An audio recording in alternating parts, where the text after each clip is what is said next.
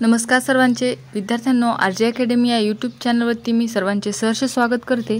आज आपण CTET, TET आणि टेट या संदर्भातील मराठी व्याकरण प्रश्नसंच अत्यंत महत्त्वाचे प्रश्न पाहणार आहोत। पहिला प्रश्न आहे, भाषाविषयक कौशल्यांच्या साधारणपणे किती पायऱ्या आहेत? आणि तुमचे पर्याय आहेत 5, 3, 4, 2। मग याचं बरोबर उत्तर काय असेल? तर उत्तर बरोबर आहे 5, पर्याय क्रमांक 1। पुढील प्रश्न आहे दुसरा, मराठी भाषा गौरव दिन कधी असतो किंवा कधी साजरा केला जातो? आणि तुमचे पर्याय आहेत 1 मे, 15 ऑगस्ट, 27 फेब्रुवारी, 1 जानेवारी। हा प्रश्न प्रत्येकालाच आला पाहिजे आणि बरोबर उत्तर आहे 27 फेब्रुवारी, पर्याय क्रमांक 3। पुढील प्रश्न आहे तिसरा, विचार, भावना, अनुभव व कल्पना व्यक्त करण्याचे साधन म्हणजे डॅश डॅश होय। आणि पर्याय आहेत हातवारे, भाषा, लिपी, संवाद। आणि बरोबर उत्तर आहे विद्यार्थ्यांनो भाषा।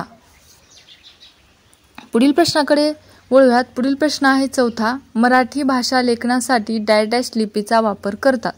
आणि पर्याय आहेत देवनागरी, ब्रही, सकळा, सुंदरा। मग मराठी भाषा लेखनासाठी कोणत्या लिपीचा वापर करतात? तर देवनागरी लिपीचा वापर करतात। पाचवा प्रश्न आहे, ठराविक क्रमाने आलेल्या अक्षरांच्या समूहातून एक विशिष्ट अर्थ व्यक्त होतो त्याला डॅश डॅश असे म्हणतात। आणि पर्याय आहेत वर्ण, स्वर, शब्द, वाक्य। आणि बरोबर उत्तर आहे शब्द। पुढील प्रश्नाकडे वळूयात। पुढील प्रश्न आहे 6वा, चूक की बरोबर सांगा। अ, प्राचीन काळी भारतात ब्राह्मी आणि खरोष्टी या 2 लिप्या प्रचारात होत्या। ब, खरोष्टी ही आर्य भारतीय लिपी आहे। क, ब्रह्मदेवाने निर्माण केलेल्या लिपीला ब्राह्मी लिपी म्हणतात। आणि पर्याय आहेत अ आणि क बरोबर, ब आणि क चूक। तर पर्याय क्रमांक 1 बरोबर आहे, अ आणि क बरोबर।